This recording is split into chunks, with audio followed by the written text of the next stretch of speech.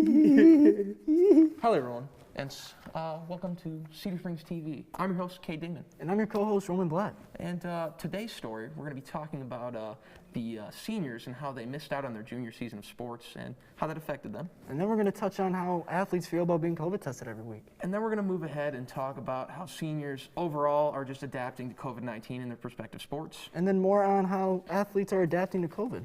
Moreover, we're going to talk about our 5 senior soccer players that are actually moving on to the collegiate level. And then we're going to end a piece with pursuit of greatness in young athletes. But before we can do any of those pieces, we need to meet the cast and crew of CedarSpringsTV. Of course. Let's send it over to that.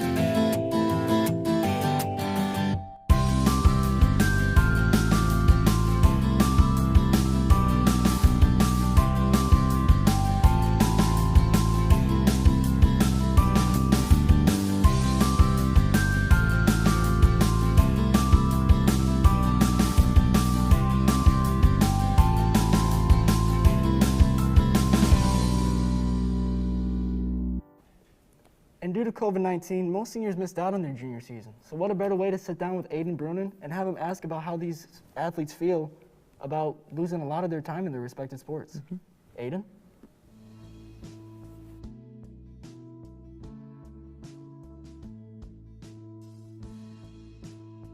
Losing my junior season of soccer was really upsetting as I never got the opportunity to play with some of the seniors above me.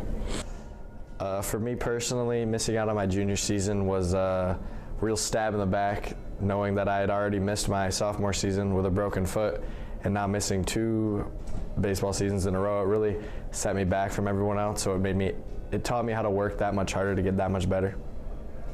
Okay, so honestly, losing my senior season to COVID sucked. It's not the ending I expected, and it still feels like a big hole. I feel that there were so many missed opportunities. It was especially hard to deal with at first, not being able to see anyone or do anything or go out.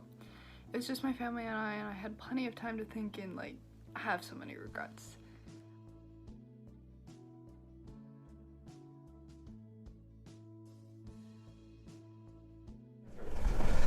Obviously, there aren't a lot of positives that come out of missing a whole entire season, but in every situation there is something positive you can take from it and learn from. And something I learned was to not settle and take things for granted.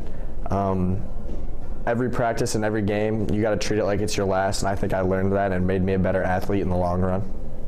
Some positives from missing the season was staying in touch with everybody and not losing that, but also finding that motivation on your own to work for it.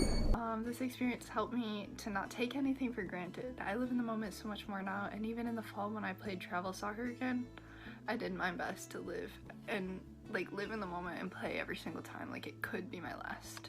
Well, obviously not getting to play as a whole, and that really put me behind everyone else because I missed my sophomore season as well.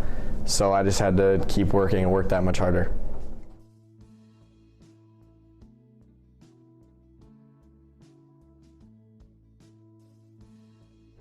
Some negatives were the lack of motivation I had to work out and stay on track with things.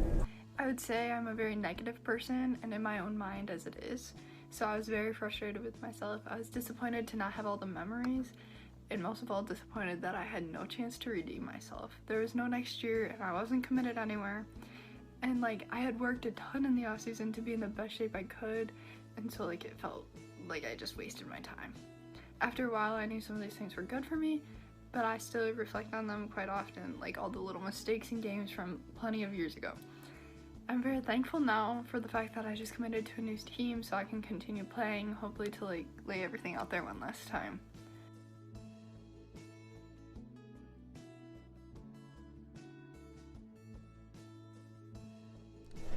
A piece of advice that I'd give freshmen or sophomores who didn't miss a season or who are getting the opportunity to not miss a season, I just tell them to never settle and not take things for granted, because everything could end in an instant with something stupid, whether it's COVID or jumping off a bunk bed.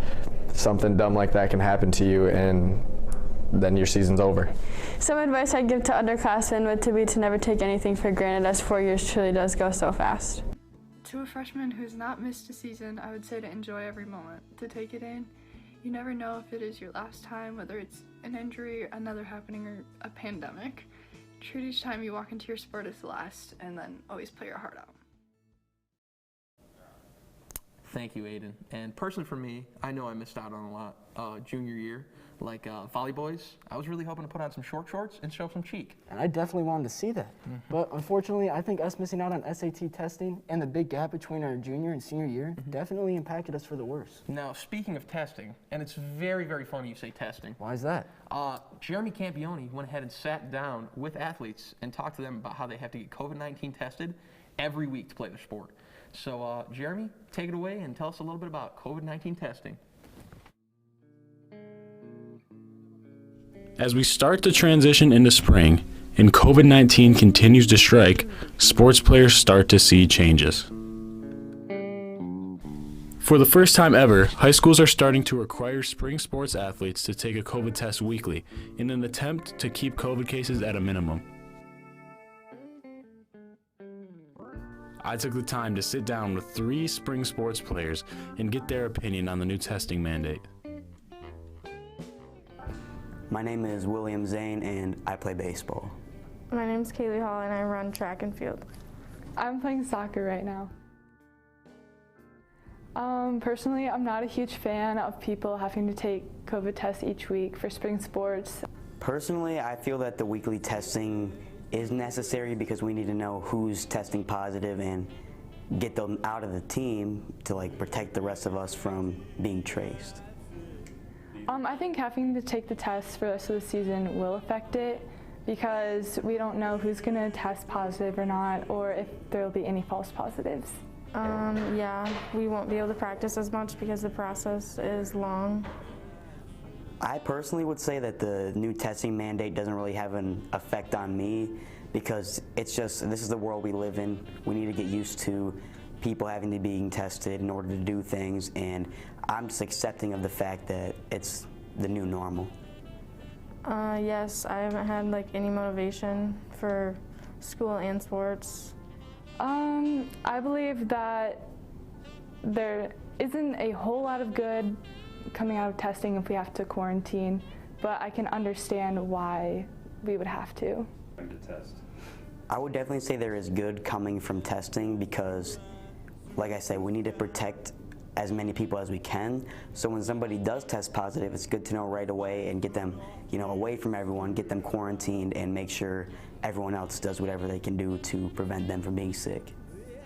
Having to test every week has changed the way I've kind of had to go about my everyday lifestyle because I have to make sure that I'm not around too many people who I'm not normally around, and I have to be really cautious so I don't test positive or contract COVID for some reason. I would definitely say the test has changed how I go about life, especially now that I'm playing sports, because I don't want to lose my season, so I'm not running around in public with no mask and doing things I would have otherwise if I wasn't worried about it, because I want my senior season and I want to be able to play as much as I can, so I'm protecting myself at all costs. Although there are obviously many different opinions on this topic, one thing seems to be common with everyone. We are all ready for this to be over. This has been Jeremy Campione with CedarSpringsTV, and stay safe out there.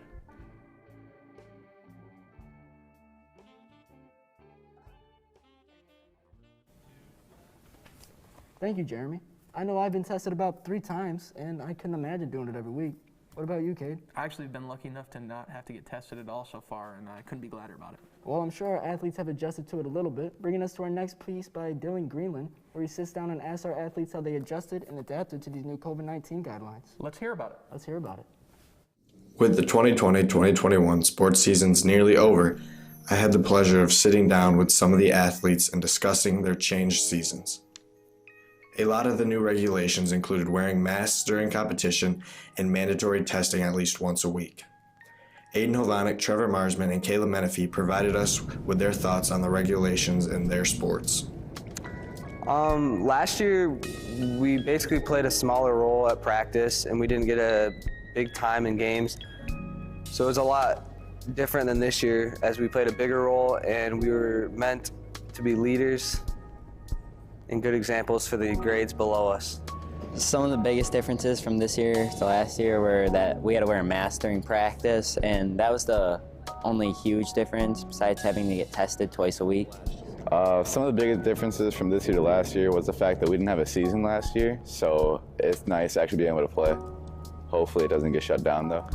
This year was definitely a lot harder to adjust to the new rules and regulations because of COVID, because the masks make it a lot more difficult to run and keep your good stamina, and it just made it, you got tired quicker, which made everything a lot more difficult, but it was easy to adjust to the rules. It was a little hard because training with a mask is a lot harder than training without one. Makes it very hard to breathe. The COVID rules are really just we have to wear a mask, and that's just in the dugout. We don't got to wear it on the field, so it wasn't too hard to adjust. I don't think the COVID regulations really affected any play because I feel like the only big difference basketball had with COVID was masks, and like how many people could be in the audience and like the stands, but that didn't really have any effect on our play. So I think the only really big difference was the masks, which just made it harder to breathe and stuff. Yes, because it cut our season in half. No, because we don't got to wear masks when we're playing, so. I think testing should be mandatory because a lot of kids in our grade and like the grade below us, juniors and seniors, they're not the smartest, and even if they are sick, like I've known people that will try to hide it so they can play sports and not have to stay home. So I feel like our maturity level isn't high enough yet where we can be trusted with that kind of aspect. I think it should be optional. Like if you're not feeling sick, don't get tested because there's no reason. I think it should be optional because, like, if we don't have symptoms, we shouldn't have to get tested. With the spring season still going on, we hope that they are able to finish without any complications. Also, a congratulations is in order for all the fall and winter sports athletes as they were able to finish their seasons. Thanks very much, Dylan. And Roman, go ahead and name 5 things. Ever. Go. Faster, come on. Coffee, Move. Did you feel that pressure? You know, I can't say I didn't. Speaking of pressure, Joe Priolo actually went ahead and sat down with some of our students and asked them about academics and athletics and the pressure to perform in both those fields. So let's send it over to Joe to hear about that story, shall we? Let's hear about it. The pressure to perform. In high school, kids are told that they need to get all A's, perform at a high level athletically, and achieve all of their goals. Here, we have some of the most prestigious students at Cedar Springs High School, both academically and athletically, to talk about the pressure they feel to perform. My name is Abigail Altman, and I am a senior. Mitchell Mativa, grade 11. Aiden Brunin, 11th grade. Quinn Priolo, 11th grade. Do you feel the pressure to perform academically? Well, I feel academic pressure to perform in every subject I've ever taken. And I feel it, I think, because I'm a perfectionist. And if I don't get that perfect A, then I get sad. Yeah. And I feel very stressed out. Yeah, I would definitely say I do because your academic achievement is like the sole factor in like how you do for the rest of your life, especially in college. So yeah, I feel like there's always a pressure that is put on you through school. I feel the pressure to perform academically, not necessarily from like my mom or my parents or even from my peers or my teachers, because I think that they all want me to excel academically, but they don't really pressure me. I feel it mostly for myself. When I think about like taking tests or presenting, I feel nervous and I feel like, am I going to do this right? How is this going to affect my grade? How will this affect me in my future? Stuff like that. How often do you feel the pressure to perform? Pretty much every day. I would say it's most severe when I'm preparing for a big test, like the AP Calc test in May and my finals this week for my early middle college classes. I think pressure is dealt on me in the most like simple scenarios, like not as much on tests because I feel like on tests, all that time that you get to prepare for them builds up, and I mean tests are obviously still pretty high, like pressured, but like I still feel a little bit more relaxed. But I would say the times when I get most pressured is kind of when you have to lead a group in like a discussion or in a worksheet, and you kind of have to guide other people and they kind of rely on you to help them and support them in their learning. I feel that pressure mostly when I'm taking big assessments. I don't really feel it ever when I'm like doing small things because I know that they won't affect my grade as much. I feel it mostly, like I was saying, is when I do tests because they have a bigger weight on my grade? I would say it's more of a personal thing because of the perfectionism. I want to make sure I have that A, and I want to make sure I have A's for all of my classes and that I continue the success I've had. So, what sport do you play? I play basketball. Basketball. When is the pressure to perform? When is it worse? When it comes down to the wire, I guess you can say there's a little pressure like in free throws, if it's to tie the game or seal the game, but I guess it doesn't really affect the way I play. I just kind of feel it, but it's not that big of a deal to me. Yeah, I would say I do because from your teammates and your coaches, they have like a high level of pressure put on you since the beginning of the season. And I would say that pressure kind of is sustained because they always want you to like do better and always want you to grow and as a person and as a player. And I feel like even when they're trying to be just like an emotional support for you, they're also trying to like put the pressure on you to keep on working. But I would say just in the crunch time when we actually have chances to win the game and for our team to be successful, definitely at those points because you feel like as one of the vital players on your team. I mean, every player is a vital player because everyone's got a role. But if you don't fill that role, you kind of feel like you're letting down your team. Like if you miss that last second shot, then you really feel like you just lost the game for your team. That's a huge like weight on your shoulders that kind of lasts forever. Absolutely. Do you feel the pressure to outwork your peers? Yeah, I would say I feel like I pressure myself to do better than my peers personally, more than like coaches, because you always want to like outshine other people whether you think it or not. And I feel like in practice you always want to push yourself to be better. No, I don't feel the pressure to do better than my peers because if I'm playing with my team, then I know that if they do good, then and if we win, then me and my performances doesn't matter as long as one of us or a couple of us do good and we start winning. I'd like to thank each and every person who participated in these interviews for taking time to tell us about their experience with the pressure to perform. Thank you. You know, it kind of sounds like those students were bum bum bum ba bum bum bum bum bum ba bum bum under pressure bum ba bum collegiate soccer players. And speaking of collegiate soccer players, we're going to send it off to Willie Zane with a piece on this year's soccer seniors and their future in the sport as they move on to college. I see what you did there. Over the past 13 years, the girls' varsity soccer program has sent 7 players to move on and play collegiately. This is an astounding number. But this year alone, the 2021 graduating class is adding 5 more players to that total. I sat down with those 5 players and asked them where they're going to play and what the biggest lesson they have learned from soccer so far is. I'm going to play college soccer at Muskegon Community College. I'm going to play college soccer at Cornerstone University. I'm going to go play soccer at Northwood University. I'm going to Muskegon Community College. I'm going to play soccer at Indiana Tech.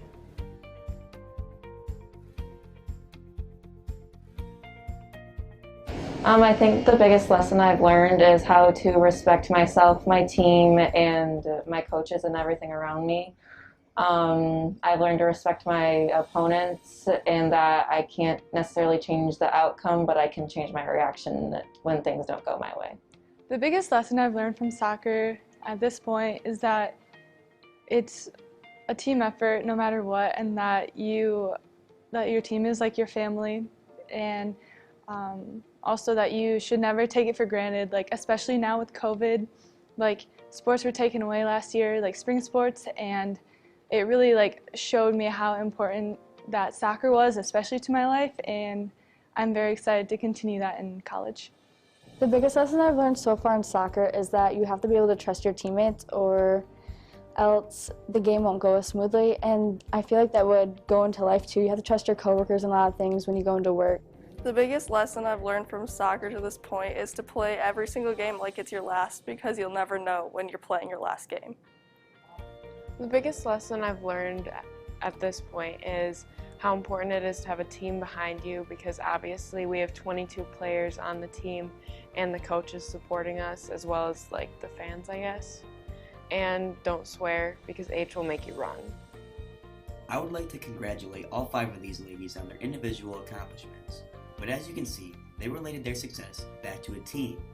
There's going to be a team in every aspect of life, every chapter of life, whether it be on the field, whether it be at work, whether it be in the community. And as long as you do your part and support those around you and those on your team, you're going to be successful in whatever you do. Let me tell you guys, our soccer team is looking great out there. And when it comes to greatness, I mean, there's so many. There's Jordan, Mayweather, Messi. The Wendy's 4 for 4. How could I forget? There's so many greats in this world. So let's actually pass it over to Katie to talk about the pursuit of greatness in our young athletes and where we think it'll lead them. Let's do it. On November 3rd, the citizens of America had to make an important decision on who would be the best candidate to lead our country. The 2 biggest contenders are current President Donald Trump and the Democratic nominee, former Vice President Joe Biden. According to polls just a day before the election, Democratic candidate Joe Biden was in the lead according to Politico, Real Clear Politics, and NBC, which all had Joe Biden with a slight lead over President Donald Trump with an average of about 6 points. Donald Trump, ex-businessman who ran for president in 2016 against Senator Hillary Clinton, won in a major margin that nobody could have expected. He now runs for re-election to continue his progress for the next 4 years. Joe Biden, former vice president of President Obama, runs as the Democratic nominee and hopes to continue the work him and his former partner made from 2008 to 2016. As for the vice presidential candidates, voters seem to be split on who may be more fit for the job. According to polls from ABC, CNN, and 538, Harris and Pence had a pretty back and forth debate where some say Pence won, whereas others say Harris won. And although the result of the election is yet to be decided, currently Joe Biden leads the election 238 to 213 and is currently on track to win the election as he is leading in Michigan, Wisconsin, and Nevada. But no matter who wins this election in this unprecedented time, we must remember we are the United States and we must stand with each other as Americans and not Democrats or Republicans. Well, guys, as a matter of fact, we did have some technical difficulties, and that was, in fact, the wrong video. However, a fantastic piece by Katie there. So, And myself. Yeah, of course. So, sorry about that. You know, it happens, but let's not forget about the pursuit of greatness in all our athletes still, though. No, because we got to figure out what motivates them to keep doing the things they're doing. Exactly. And also, I'm just hoping when some of these people get famous and they make a lot of money, they don't forget the little guy right here. Yeah, come on. Send me an autograph or something. Maybe some bread. $1 few million? Please. But before we move on, let's just take a second to get serious and talk about seniors. Now, I know personally for me and Roman here, we're both seniors, and it's been a tough few years of high school with COVID-19 and everything. And let's just not forget to be happy with the experiences we did get to make that we didn't miss out on. And be grateful for what we got and what we have. Exactly. Now, that's all we have for you today. And let's not forget it's a great day to be a Red Hawk. See you guys later.